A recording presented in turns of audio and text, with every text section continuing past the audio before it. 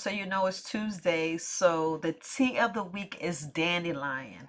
The reason why I drink dandelion tea helps with my digestive system. Dandelion tea, it supercharges your liver health. It boosts energy levels. It fights urinary tract infection. It speeds up the fat metabolism. It balances blood sugars.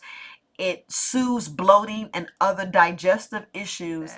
It lowers blood pressure, reduces cholesterol. It may help you lose weight. It kills cancer cells. And it supports healthy bones. So that's just some wonderful benefits for dandelion tea. So get your dandelion tea because I'm drinking mine. I'm making sure